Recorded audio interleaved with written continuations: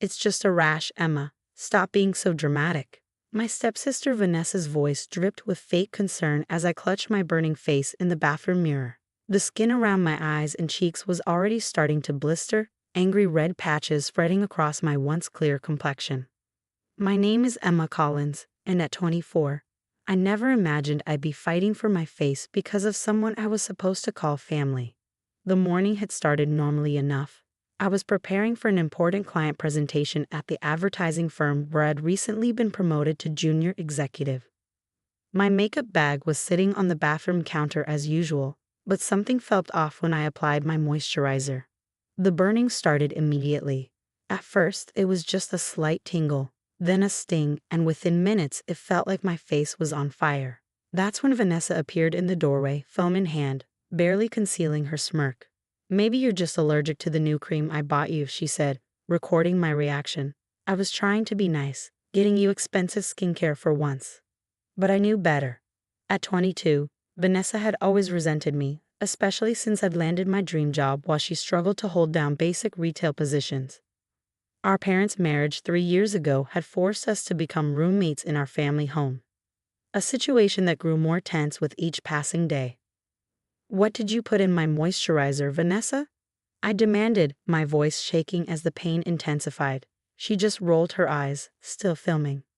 "God, you're such a baby. It's just some new Korean beauty product. Not my fault if your skin's too sensitive for actual skincare." The next few hours were a blur. The burning wouldn't stop, and my face began to swell. My mother, always quick to keep the peace, suggested it might be an allergic reaction. My stepdad, Vanessa's father, barely looked up from his newspaper when I showed him the damage. "Girls will be girls," he muttered. "Vanessa was just trying to help you with your skincare routine." But my best friend and coworker, Lily, took one look at my face during our video call and called 911.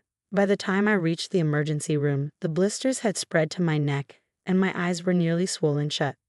"This is no allergic reaction," Dr. Martinez said firmly, examining my ravaged skin under bright lights. "These are chemical burns. We need to know exactly what was in that cream to treat you properly." When the police arrived at the hospital to take my statement, Vanessa's smug facade finally cracked. She followed us to the hospital, still insisting it was just a misunderstanding, but Officer Sarah Torres wasn't buying it. "Miss, we'll need that container for analysis," Officer Torres said, her voice stern. "Chemical attacks are a serious offense." "Chemical attacks?" Vanessa scoffed, but I noticed her hands trembling. It was just a prank. "Emma's always been jealous of me. She's probably doing this for attention." My parents arrived shortly after, my mother in tears and my stepdad looking uncomfortable. "This is all a big misunderstanding," he insisted. "Vanessa would never intentionally hurt Emma. They're sisters." "Stepsisters," I corrected through gritted teeth, as another wave of pain washed over my face. The medical team had started treatment, but without knowing exactly what chemicals were involved, they were limited in what they could do. That's when Lily arrived at the hospital, carrying my laptop bag. "Emma, you need to see this," she said, her face pale. "I checked the security camera feed from the hallway outside your bathroom." My heart stopped. The security cameras. In my pain and panic, I'd completely forgotten about the small camera I'd installed 6 months ago after several items went missing from my room. Vanessa had called me paranoid, but I'd noticed things disappearing shortly after she moved in. Jewelry, money, expensive makeup. Officer Torres took the laptop, and we all watched in horror as the footage showed Vanessa entering my bathroom at 3 a.m., carefully opening my moisturizer and mixing something into it from a small dark bottle. She was smiling the entire time. "It's still just a prank," Vanessa insisted, but her voice was small now, her earlier confidence evaporating. "I just wanted to teach her a lesson about being so perfect all the time." The lab results came back that evening, and the room fell silent as Dr. Martinez read them. My moisturizer had been mixed with a powerful drain-cleaning chemical, one that could have caused permanent disfigurement or even blindness if it had gotten into my eyes. "This was no prank," Officer Torres said, turning to Vanessa. "This was attempted assault with a chemical agent. You're under arrest."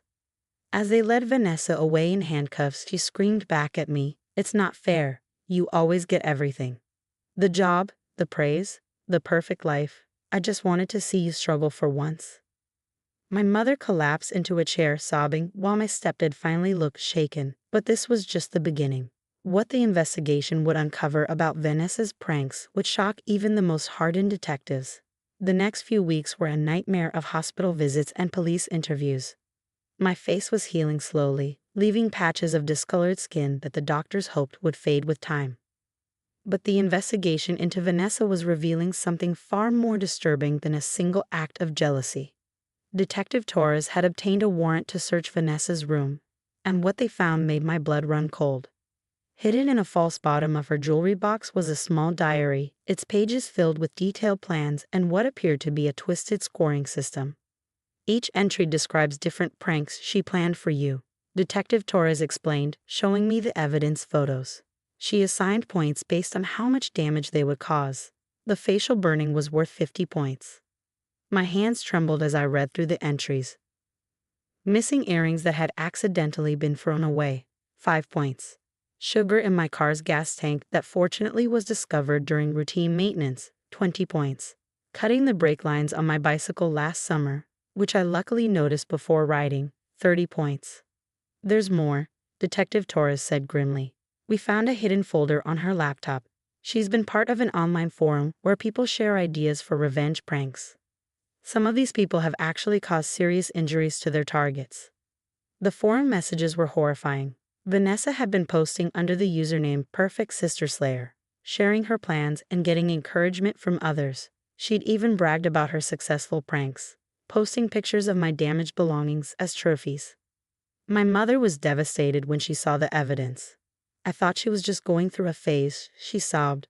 All those times you said things were missing or broken, I should have listened. My stepdad's reaction was different. After years of defending Vanessa's behavior, he finally broke down during a police interview. She's been like this since her mother died, he admitted.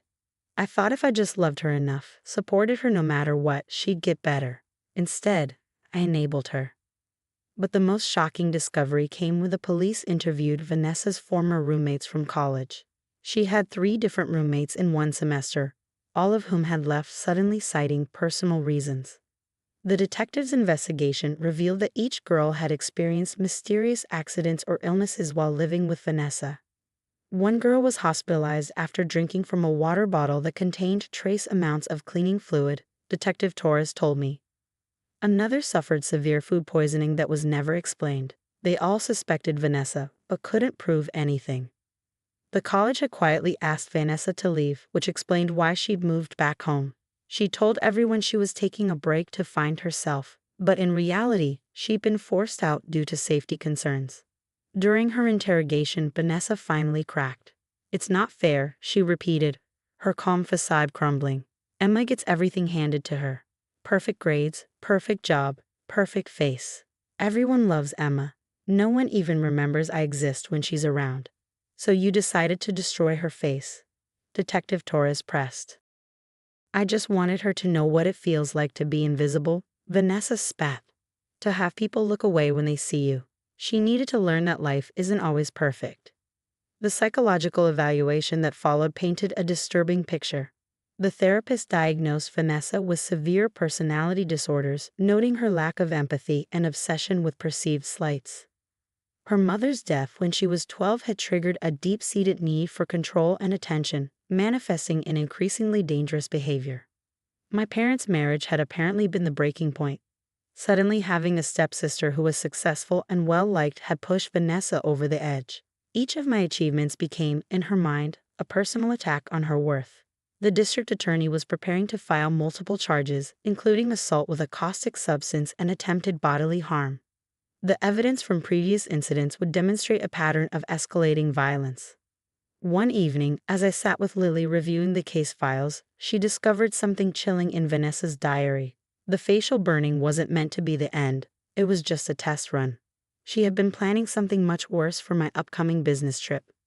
She was going to tamper with your hotel room, Lily said, her voice shaking as she read the entry. The point system went up to 100, and that was going to be her masterpiece. I felt sick realizing how close I'd come to something even worse. If the facial burning hadn't exposed her, what might have happened during that trip?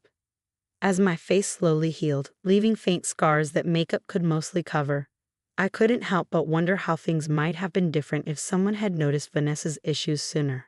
But I also knew that wondering wouldn't change anything. The police had uncovered her true nature, and now she would finally face consequences for her actions. The preliminary hearing was scheduled for next week, and the evidence against her was overwhelming. But something told me this wasn't over yet. Vanessa had one final card to play, and I had a feeling it would be her most desperate move yet. The morning of the preliminary hearing, I woke up to dozens of missed calls from my mother. Vanessa had attempted suicide in her cell overnight, or at least, that's what she wanted everyone to believe. She's claiming it's all her medication, my mother sobbed over the phone. She says she wasn't in her right mind when she hurt you, that she needs help, not punishment. The guard who found her said she had barely scratched her wrists, making sure to do just enough damage to get transferred to the psychiatric ward, but not enough to cause any real harm. It was another manipulation, another performance in her endless quest for attention and sympathy. But this time, her plan backfired spectacularly. The psychiatric evaluation that followed her attempt was far more thorough than the initial assessment. Dr. Harrison, the forensic psychiatrist, spent hours interviewing Vanessa, digging deep into her history of calculated cruelty. Your stepsister displays classic signs of malignant narcissism, she explained to me during a consultation. The suicide attempt was classic manipulation. She expected it would soften the charges, gain sympathy from the court. Instead, it's given us clear evidence of her manipulative patterns. The trial began 3 weeks later. I sat in the courtroom, watching as Vanessa played her final role, the troubled young woman who just needed understanding and forgiveness. She'd even convinced my stepdad to mortgage his house for her high-powered defense attorney.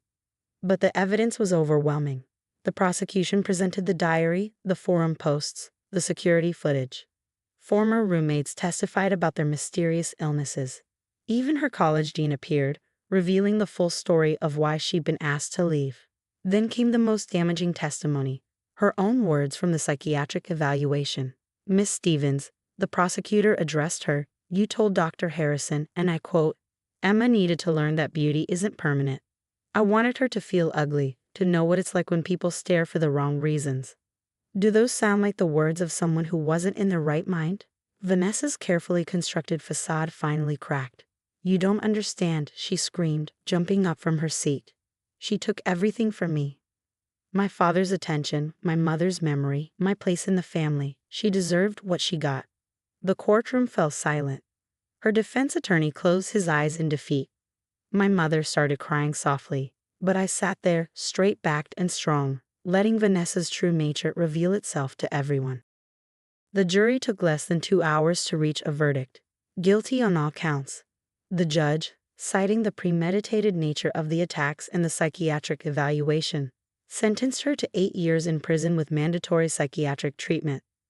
The court cannot ignore the calculated cruelty of your actions, the judge stated firmly. This was not a prank, not a cry for help, but a deliberate campaign of escalating violence that could have resulted in permanent disfigurement or death.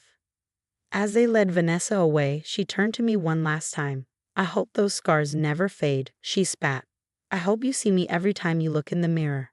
I stood up, looking her directly in the eyes. The only thing I see when I look in the mirror is a survivor, and the only person you've permanently marked is yourself. The aftermath of the trial brought unexpected changes. My stepdad, finally facing the truth about his daughter, filed for divorce. He couldn't bear the guilt of having enabled her behavior for so long. My mother, though heartbroken, seemed relieved. My face healed better than the doctors expected. The scars faded to faint silver lines, barely visible except in certain lights. But I chose not to have them removed completely. They were my reminder of survival, of the strength I found when I needed it most. 6 months after the trial, I received a letter from one of Vanessa's former roommates, Katie. She was starting a support group for victims of hidden abuse, inspired by our case. Your story helped me realize I wasn't crazy, she wrote. What happened to me was real, and I wasn't alone. I joined their first meeting as a speaker, sharing my story with others who understood the particular pain of being gaslit and abused by someone who claimed to be family. Together, we turned our experiences into strength, helping others recognize the warning signs we'd missed. The security camera I'd installed, initially a response to petty theft, had saved me from something far worse. Now, I work with domestic abuse organizations, helping them set up security systems for people who feel unsafe in their own homes. Vanessa's diary, with its chilling points system, became part of a training program for law enforcement, helping them recognize the difference between pranks and premeditated abuse. Her case set a precedent for how similar crimes would be prosecuted. Sometimes, late at night, I still think about Vanessa's final words to me in the courtroom. She had hoped to mark me permanently, to make me see her every time I looked in the mirror. Instead, she taught me to see my own strength, my resilience, and my ability to turn pain into purpose. The scars on my face have faded, but the lessons remain. Trust your instincts, document everything, and never let anyone convince you that abuse is just a prank. Sometimes the most dangerous monsters are the ones who call themselves family. Hey, I'm Harper minus 25 years old, a marketing exec in New York City. But let me take you back to where it all started in good old suburban America. Growing up, I was the classic firstborn, eager to please, full of dreams. Then Jake came along, my little brother. At first, I was excited to be a big sis. But man, did things change. Jake wasn't your typical toddler. His tantrums were legendary, full-on meltdowns over the smallest things. "Sarah, can you keep it down? Jake's trying to sleep," Mom would say, even when I was quietly doing homework. "But Mom, I have a big test tomorrow." "Please, Sarah, you know how he gets when he's tired." It was always about Jake, his knees, his moods, his everything. Don't get me wrong, I loved him, but it felt like I was fading into the background of my own life. My saving grace. Grandma Thompson, she was a saint. Every birthday, she'd call without fail. "Happy birthday, my little star," she'd say, her voice warm over the phone. "Thanks, Grandma," I'd reply, grateful that someone remembered. "Oh, sweetie, your parents love you. They're just preoccupied." Preoccupied. That's one way to put it.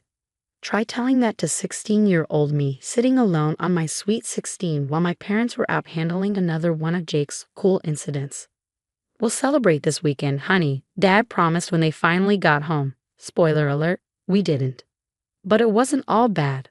I threw myself into school, determined to be noticed. Fast forward to high school graduation. I'm valedictorian, standing at the podium, scanning the crowd for my family. Mom and Dad were there, but distracted as always, trying to keep Jake from causing a scene. "Congratulations, Sarah," Mom said afterward, but her eyes were on Jake, who was tugging at her sleeve. "Thanks, Mom. Did you hear my speech?" "Oh, of course, sweetie. It was nice. Nice." That's all I got. That summer was a blur of college prep and more Jake drama. By the time August rolled around, I was counting down the days until I could leave for college. The day finally came, car packed, goodbyes said. As I hugged Grandma, she slipped something into my hand, a small box. "Open it when you get there," she whispered. "And remember, you're destined for great things, Sarah."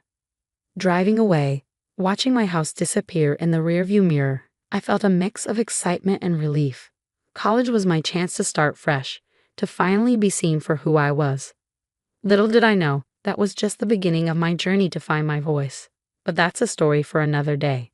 For now, I was just a girl with a car full of dreams, heading toward a new chapter. Life in New York City? A whole different ballgame. I hustled my way up to marketing executive, and for the first time, I felt like I was truly being seen. My phone buzzed. It was Michael, my boyfriend. "Hey babe, we still on for dinner tonight?" "You bet. Can't wait to tell you about this campaign I just landed." "That's my girl, always killing it." I smiled. Michael understood me in a way my family never did. Speaking of family, I've been dodging their calls lately. Out of sight, out of mind, right? Wrong. My phone lit up again. Mom's number. "Sarah, it's about Grandma." My heart sank. What happened? "She passed away last night. The funeral's this weekend." It felt like someone had punched me in the gut. Grandma was gone. The one person who always remembered me. "I'll be there," I managed to say. The trip back home felt like stepping into a time warp. Same old house, same old drama. "Sarah, you're here." Mom rushed to hug me. "Hey, Mom," I replied, hugging her back, feeling strangely out of place. Dad appeared, looking older than I remembered. "Good to see you, kiddo." Jake lurked in the background, barely acknowledging me. The funeral was a blur of tears and whispered condolences, but it was the reading of the will that truly shattered everything. To my beloved granddaughter Sarah, the lawyer read, I leave my beach house and a sum of $500,000. You could have heard a pin drop. Then all hell broke loose. What? That's not fair. Jake exploded. Mom looked shocked. Surely there's been some mistake.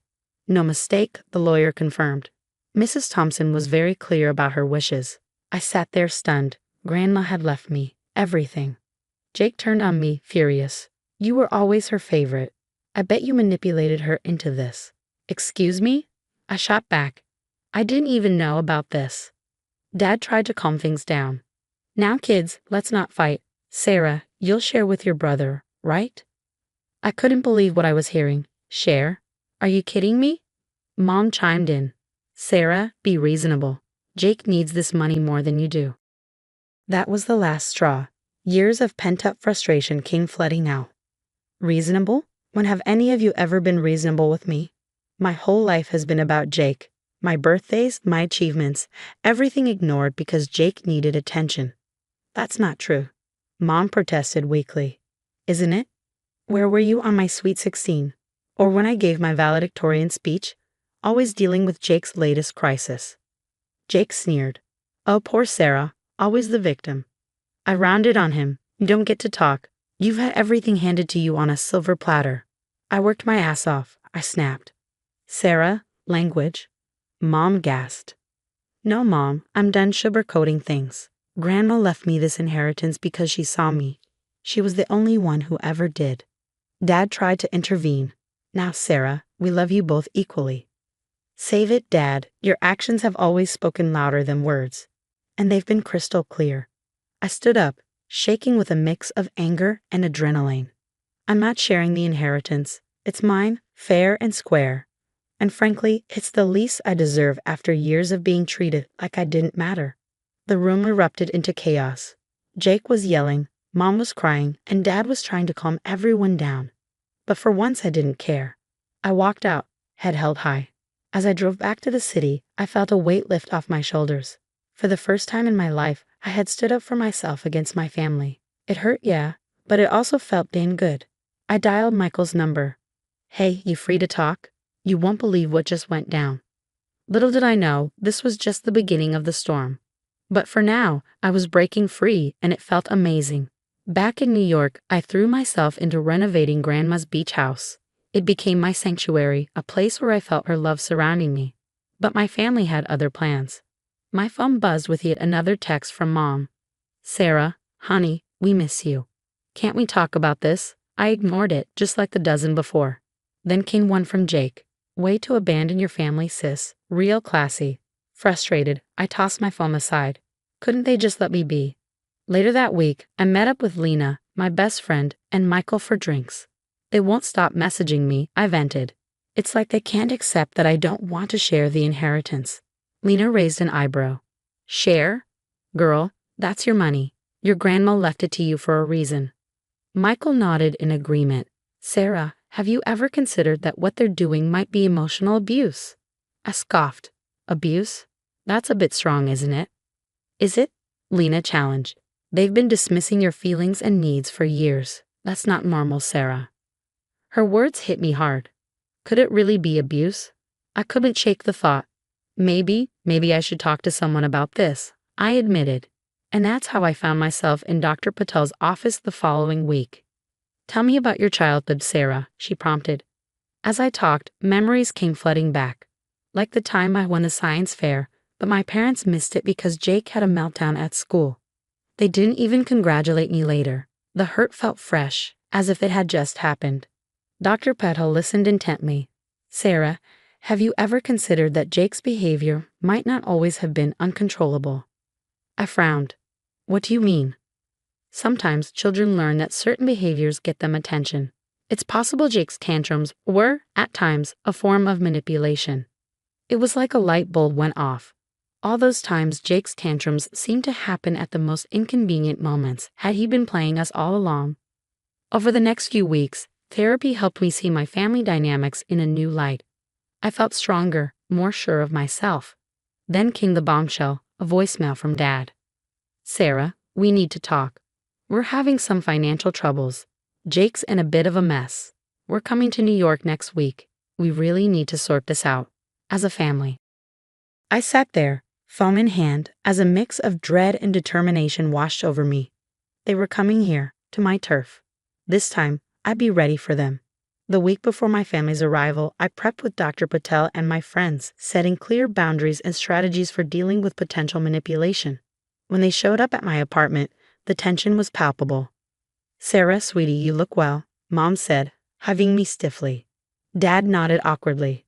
"Nice place you've got here." Jake just grunted, not meeting my eyes. I'd arranged for us to have dinner at a nearby restaurant, thinking a public setting might keep things civil. I was wrong. "So Sarah," Dad began, "about the inheritance." I cut him off. "I'm not sharing it, Dad. That's not up for discussion." Mom's face fell. "But Sarah, we're family. We should support each other." "Support? Like you supported me all those years?" I countered. Jake slammed his fist on the table. "Oh, here we go again with the pity party." People at nearby tables turned to stare. I took a deep breath, remembering Dr. Patel's advice. "Jake, that behavior might have worked when we were kids, but it won't work now." Mom looked shocked. "Sarah, how can you be so cold? Your brother needs help." "What kind of help?" I asked, sensing there was more to the story. Dad sighed heavily. "Jake's in some gambling debt. We were hoping you could help out." I couldn't believe what I was hearing. "You want me to use Grandma's money to bail Jake out of his gambling addiction?" "It's not an addiction," Jake protested. "I just hit a rough patch." "No," I said firmly. "I won't enable this behavior anymore." That's when Jake lost it. "You selfish. If you don't share, we'll contest the will. We've already talked to a lawyer." The restaurant fell silent. In that moment, I saw my family for who they really were. "Get out," I said quietly. "All of you, we're done here." As they left, hurling insults and threats, I felt a strange sense of calm. It was over. I was free. In the weeks that followed, I threw myself into work and the beach house renovation. Michael, being a lawyer, helped me secure my inheritance legally, and Lena, along with my other friends, rallied around me. They showed me what real support looked like. On my next birthday, surrounded by my chosen family at the newly renovated beach house, I felt truly happy for the first time in years. "Make a wish, Sarah," Lena called as I blew out my candles.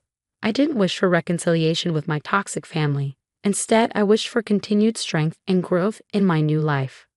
Later, I heard through the grapevine that Jake's debts had caught up with him, leading to legal troubles. My parents, stuck in their enabling ways, found themselves socially isolated and financially strained. The story of Sarah's journey to break free from her toxic family has come to an end. Now, I want to hear from you. Is it ever justified to cut ties with family members, even if they're blood relatives? Or should we always try to maintain family connections, no matter how difficult? Share your thoughts in the comments below. Hey everyone, I'm Sarah, 15, and living in a posh suburb of Chicago. Right now, I'm in my room, sketching in my favorite armchair by the window when I hear my dad's car pull up. I jump up, excited to show him my latest piece. "Dad, you're home early. Check this out." I call as I rush downstairs, holding up my sketch pad. My dad, James, glances over with a half smile. "That's nice, sweetheart. Listen, I've got a surprise for you," he says, sounding mysterious. My heart skips a beat. Maybe he's finally letting me go to that art camp I've been begging for. But no, something else entirely is about to happen. In walks this tall, blonde woman, her smile not quite reaching her eyes. "Sarah, this is Veronica.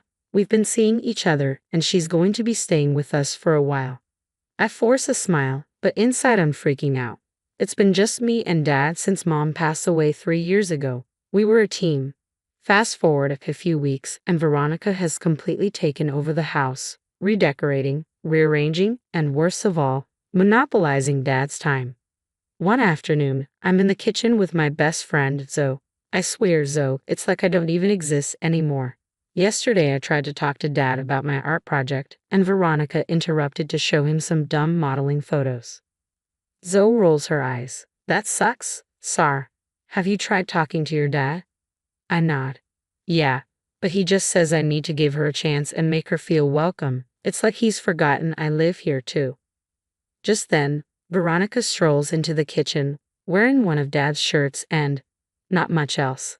"Oh, Sarah, Didn't realize you'd be home so early. Your father and I were just napping. I cringe. This is my friend Zoe. We're working on a school project. Veronica barely glances at Zoe. That's nice, dear. Oh, by the way, I moved some of your art supplies to the garage. They were cluttering up the living room. Before I can respond, she's gone, leaving me fuming. Zoe gives me a sympathetic squeeze on the arm. Later that night, I try to talk to Dad one more time. I find him in his study, surrounded by paperwork. Hey, Dad, got a minute? I ask, hoping for some kind of connection. He looks up, distracted. Sure, honey. What's up? I was wondering if maybe we could have dinner together tomorrow night, just the two of us, like old times. He hesitates, and I already know what he's going to say. Oh, Sarah, I'm sorry. Veronica and I have reservations at that new French place. Maybe another time. I nod, swallowing my disappointment. As I turn to leave, he calls out, Actually, Sarah, we need to have a family meeting tomorrow after school. There's something important we need to discuss. A knot forms in my stomach. Something tells me this family meeting isn't going to be good news. The next day, I walk into the living room, my heart racing. Dad and Veronica are seated, looking way too serious for my liking. Sarah, honey, sit down. We need to talk, Dad says, his voice tense. I sit, bracing myself. We've decided it's best for you to attend Oak Ridge Academy, he says. It's an excellent boarding school upstate. My jaw drops. Boarding school? But why? I don't want to go. It's a wonderful opportunity, Sarah. Veronica chimes in, her voice dripping with fake sweetness. You'll get a top-notch education. Suddenly, a memory flashes in my mind.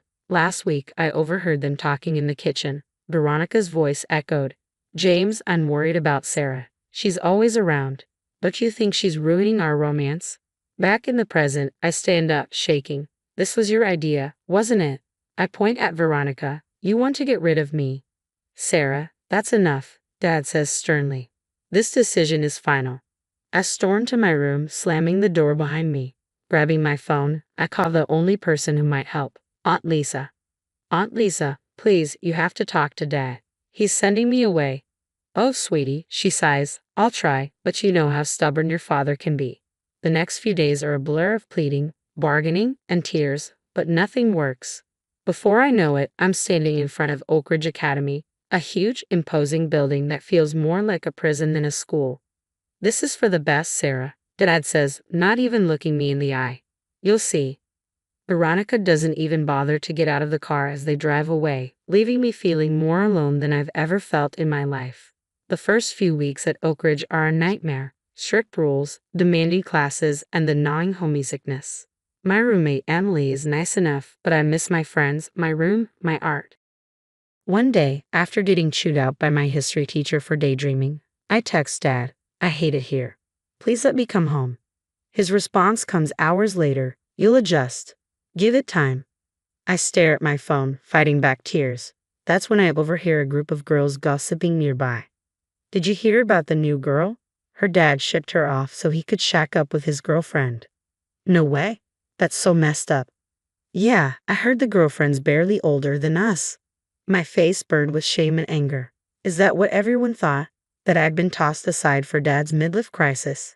That night, lying in my narrow bed, listening to Emily's soft snores, I made a decision. If Dad and Veronica wanted me gone so badly, fine. I'd show them I didn't need them. I would excel at this school, make my own way, and never rely on them again. Months flew by, and slowly but surely, I started to find my footing at Oak Ridge. Don't get me wrong, I still miss home, but I was determined to make the best of it. One day in the cafeteria, a girl with bright blue hair plopped down next to me. You're the new kid, right? I'm Mia. I nodded, taking in her rebellious vibe. Sarah, nice to meet you. Don't let this place get you down, Maya said, gesturing around. It's all a game, and once you figure out the rules, you can bend them. Maya introduced me to her friend, Tyler, a computer genius with a heart of gold. The three of us became inseparable, and suddenly, Oak Ridge didn't seem so bad. I threw myself into my studies, determined to prove I belonged here. My grades soared, especially in art class. Miss Rodriguez, my art teacher, took me under her wing. Sarah, your work is exceptional, she said one day, examining my latest painting. Have you considered entering the National Young Artist Competition? I hesitated. I don't know. It's pretty prestigious. Exactly, Miss Rodriguez smiled. And you have the talent to win it. Meanwhile, things at home were weird. Dad's calls became less frequent, and when we did talk, he seemed distracted. Veronica was always in the background, her voice a constant reminder of why I was here. One afternoon, I was heading to Miss Rodriguez's class when I overheard two staff members talking. It's the third month James Henderson has missed the tuition payment. If this continues, we'll have to discuss Sarah's enrollment status. My heart raced. Dad was having money problems. That didn't make sense. His real estate business had always been successful. I confided in Mia and Tyler. Guys, something's not right. Can you help me dig into this? Tyler cracked his knuckles. Leave it to me. If there's dirt to be found, I'll find it. For weeks, we pored over public records and financial reports. Tyler's computer skills were a godsend, helping us navigate the complex world of business finances. Sarah, look at this, Tyler said one night, pointing at his laptop screen. These numbers don't add up. There are inconsistencies in your dad's business reports. Maya leaned in. Yeah, and look at these purchases. Designer clothes, fancy restaurants, spa treatments. Is your dad suddenly into self-care? I felt sick. That has to be Veronica. She's bleeding him dry. Despite the drama unfolding back home, I channeled my emotions into my art. Miss Rodriguez pushed me harder than ever, helping me prepare for the National Young Artists Competition. The night before the submission deadline, I put the finishing touches on my piece, a haunting portrait that captured the pain of betrayal and the strength found in independence.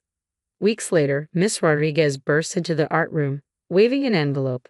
Sarah, you did it. You won first place in the National Young Artists Competition. The room erupted in cheers as my classmates congratulated me. My phone buzzed with a news alert, and I froze when I saw the headline. Unknown teen prodigy wins National Art Competition. Judges stunned. Spring break finally rolled around, and I headed home, my heart a mix of excitement and dread. As the cab pulled up to our house, I knew something was off. The lawn was overgrown, and Dad's car looked like it hadn't been washed in months. Inside, the house was a mess. Takeout containers littered the kitchen, and a layer of dust coated everything. Dad emerged from his study, looking haggard and older than I remembered. Sarah, I didn't expect you to come home for break. I dropped my bag. Surprise. What's going on here, Dad? He ran a hand through his thinning hair. It's nothing. Just been busy with work. How's school? I wasn't buying it. Cut the act, Dad. I know about the missed tuition payments. What's really going on? His face fell. It's just a temporary cash flow issue. I've got it under control. That's when Veronica sauntered in, dripping in jewelry and designer clothes. Oh, Sarah, you're here. How nice. I couldn't hold back anymore. Nice clothes, Veronica. Must have cost a fortune, considering Dad can't even pay my school fees. Dad's eyes widened. Sarah, that's enough. But I was on a roll. I pulled out the documents Tyler had helped me compile. No, Dad, it's not. Look at this. Your accounts are being drained, and it's not just because of business troubles. Dad waved his hand dismissively. You don't understand business, Sarah. This is adult stuff. Oh yeah, I shot back, then explained these transactions. Designer boutiques, spa retreats, jewelry stores. Unless you've developed expensive new hobbies, I'm guessing this is all Veronica. Veronica's face twisted into an ugly sneer. You little brat, Veronica hissed, her voice sharp with venom. You have no idea what you're talking about. Don't I? Shot back, pulling out my phone and showing them the banking app. Did you really think I wouldn't notice? You added yourself to Dad's accounts. You've been siphoning money for months. Dad's face drained of color. Veronica, is this true? His voice wavered, disbelief etched in every word. Veronica tried to backpedal, her expression shifting from fury to panic, but the evidence was undeniable. The truth unraveled, and I could see the weight of realization in Dad's eyes. He seemed to age years in just a few moments. I'm so sorry, Sarah, he whispered, his voice hoarse. I've been such a fool. Just then, the doorbell rang. 2 police officers stood outside, flanked by Aunt Lisa. One officer stepped forward. James Henderson, we need to ask you some questions about financial irregularities in your business. Dad's expression shifted from shock to confusion. What? Who reported this? Aunt Lisa stepped forward, her gaze steady. I did, James. When Sarah told me what was going on, I couldn't just stand by and watch everything crumble. As the officers began questioning Dad, Veronica made a break for it, grabbing her purse and bolting toward the door. But Aunt Lisa, quicker than expected, stuck out her foot, sending Veronica sprawling to the ground. It was the last desperate move in a saga that had spiraled out of control. The aftermath was a whirlwind. Veronica was arrested for fraud, and Dad faced serious legal consequences for his role in the financial mismanagement. As for me, I made the tough decision to move in with Aunt Lisa, leaving the past behind. 2 years later, I'm thriving at a top art school, my talent finally getting the recognition it deserves. As I stand in front of my latest exhibition, surrounded by people who truly appreciate my work, I can't help but reflect on how far I've come. That scared, betrayed girl from Oak Ridge feels like a lifetime ago. I'm stronger now, wiser, and finally free from the toxic people who tried to hold me back. What would you have done if you were in Sarah's shoes? Would you have forgiven your father for choosing his girlfriend over you and sending you away to boarding school? Or would you have cut ties completely? Share your thoughts in the comments below. Hey there, I'm Lisa Martinez, the 28-year-old founder of Ugly Duckling Games. Right now, I'm hunched over my computer, putting the finishing touches on my latest game when my phone buzzes. It's Mom. Lisa, honey, don't forget about family dinner tonight. I groan. Do I have to? You know how Grandma Vera gets. Please, sweetie, for me. I sigh, knowing there's no way out of this one. Fine, I'll be there. As I get ready, memories flood back. Mine is 10-year-old me, proudly showing Grandma Vera my first computer program. That's nice, dear, she had said, barely glancing at it. But wouldn't you rather play with makeup? Maybe it would help, you know. I shake off the memory and head to my parents' house. The moment I walk in, I hear Vera's voice. Alyssa, still dressing like a teenage boy, I see. I force a smile. Nice to see you too, Grandma. My phone buzzes again. It's Zoe, my best friend and lead artist. How's it going? Need an escape plan? I'm about to respond when my cousin Bella bounces in, all perfect hair and Instagram-ready smile. Lisa, OMG, I love your shirt. Before I can reply, Vera chimes in. Bella, darling, you look stunning, as always. You should give Lisa some tips. I clench my fists, but my boyfriend Derek squeezes my hand. You've got this, he whispers. Dinner is a minefield of backhanded compliments and thinly veiled jabs. So Lisa, Vera starts, still playing with your little computer games. I take a deep breath. Actually, Grandma, my little game just hit 1 million downloads. My dad perks up. That's fantastic, sweetie. But Vera waves it off. Yes, but Bella here just hit 2 million followers on Instagram. Now, that's success. I push my food around my plate, feeling like that awkward kid again. But then I remember something. I'm not that kid anymore. I'm the founder of Ugly Duckling Games. I've created worlds, told stories, and touched lives. You know what, Grandma? I say, standing up. I'm proud of my little games. They might not make me look perfect in photos, but they make me happy, and isn't that what really matters? The table falls silent. Vera looks shocked, my parents exchange glances, and Bella. Wait, is she smiling at me? As I drive home that night, I feel different, stronger. For the first time, I stood up to Vera. It might not change everything, but it's a start. Months flew by, and Ugly Duckling Games was soaring. Our latest game, Pixel Perfect, was blowing up. I was in the middle of a team meeting when my phone buzzed again. It was Mom. Lisa, it's your grandfather. He's in the hospital. I rushed over, laptop and towel. The whole family was there, including Vera, who looked more haggard than I'd ever seen her. Lisa, she sniffed, couldn't you have dressed up a bit? This is a hospital, not a party. I bit my tongue to focus on Grandpa. Days passed, and I split my time between hospital visits and remote work. One evening, I overheard Vera and Bella whispering in the cafeteria. But Grandma, are you sure about this full facelift? It's so expensive, Bella was saying. I have to, darling. I'm losing followers by the day. These wrinkles are killing my brand. I rolled my eyes and was about to leave when Vera spotted me. Lisa, perfect timing. I need to talk to you about a business proposition. My stomach dropped. What kind of proposition? Vera smiled sweetly. Well, dear, I know your little game company is doing well, and family helps family, right? I was hoping you could fund my procedures. Think of it as an investment in the family image. I stared at her, speechless. Was she serious? Grandma, I can't just. That's not how business works. And it's not a little company, it's my livelihood. Vera's smile turned cold. Oh, please, as if playing games is a real job. I'm talking about real issues here. My appearance affects the whole family. Something in me snapped. Real issues. Like how you've torn down my self-esteem since I was a kid? How you've always favored Bella and made me feel worthless. Vera gasped dramatically. How dare you? After all I've done for this family? Our shouting match drew attention. My parents rushed over. What's going on here? Dad demanded. Vera turned on the waterworks. Your daughter is being terribly selfish. All I asked was a small favor. Mom tried to placate everyone. Now, I'm sure we can work this out. Lissa, maybe you could spare a little. I couldn't believe it. Are you kidding me? You're taking her side again? To my shock, Bella spoke up. Actually, I think Lissa's right, Grandma. This is too much to ask. Vera rounded on Bella. You ungrateful child. Do you know how much I've invested in your career? As the argument escalated, I slipped away, feeling drained. I found a quiet corner and called Zoe. Zoe, you won't believe what just happened. I spilled everything. Zoe listened, then said, Elle, you've got to stand up to her, once and for all. This is toxic as hell.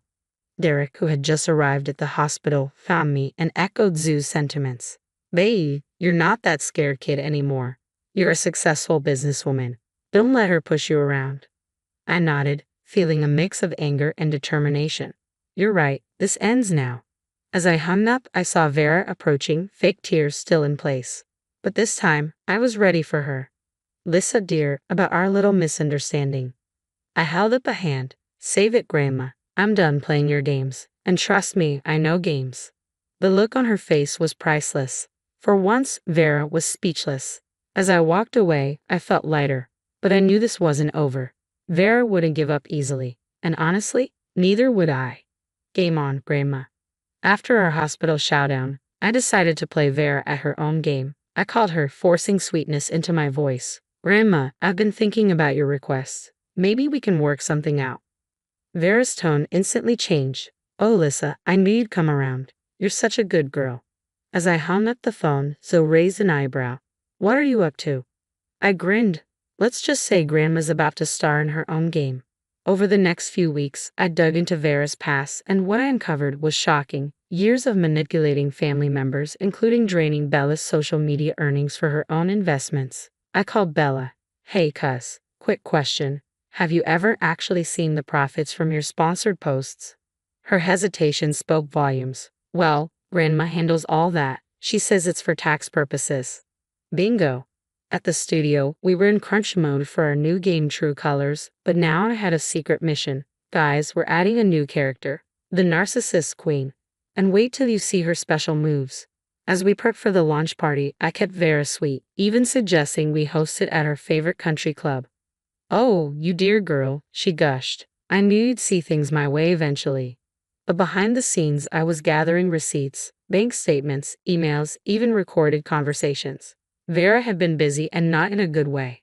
The night before the launch, disaster struck, a massive bug in the final boss fight, the Narcissist Queen battle. Lissa, we can't fix this in time. Our lead coder panicked. I looked at the clock. 2 a.m. The launch was in 16 hours. We have to. Failure is not an option. We coded through the night, fueled by energy drinks and sheer determination. As the sun rose, we finally squashed the bug. Exhausted, I stumbled home for a quick shower, only to find 7 missed calls from Vera. Lissa, I've decided I want to speak at your little party. Prepare a proper introduction for me. Oh, and I'll need hair and makeup. Send a car, won't you? I gritted my teeth. Sure, Grandma. Anything else? Well, now that you mention it. By the time I got to the venue, I was running on fumes. Dope crept in. Was I taking this too far? Zoe found me hiding in the bathroom. Cold feet, she asked. I sighed. Maybe. This is too much. She's still family, you know. Zoe grabbed my shoulders. Elle, remember all those nights you cried because of her? How she made you feel worthless. This isn't just about you anymore. It's about Bella, your parents, everyone she's manipulated. Derek poked his head into the bathroom. Ladies' room, but Zoe's right, babe. Vera needs to face the music. I took a deep breath. You're right, both of you. Let's do this. The launch party for True Colors was in full swing. Industry bigwigs, family, and Vera's high society friends mingled, sipping champagne and eyeing the game demos scattered around the room. I took the stage, my heart pounding. Welcome, everyone. True Colors isn't just a game, it's a journey through the maze of toxic relationships. As I guided the crowd through each level, Vera's face grew increasingly pale. The narcissist queen's tactics were eerily familiar to anyone who knew her. In this level, I explained, the player must navigate the queen's gaslighting maze. Each turn reveals a hidden truth. Murmurs rippled through the crowd. Vera shifted uncomfortably in her seat. I continued, my voice growing stronger. Gaming taught me that every boss has a weakness, even the ones in real life. The room fell silent as I locked eyes with Vera. For years I was told I was the ugly duckling, the failure. But today, I'm standing here, successful, while someone else's true colors are showing. Suddenly, the screens lit up with Vera's incriminating emails and bank statements. Gasps echoed through the room. Bella stood up, tears in her eyes. Grandma, is this true? You've been stealing my earnings. Vera sputtered. Bella, darling, it's not what it looks like. Save it, Bella snapped. I trusted you. Vera's eyes darted around the room, searching for allies, but found none. Desperate, she lashed out. You ungrateful brats. After everything I've done for this family. Her outbursts only served to reveal more of her cruelty. One by one, family members and friends turned away from her. My parents approached me, their faces filled with shame. Lisa, we're so sorry. We should have protected you.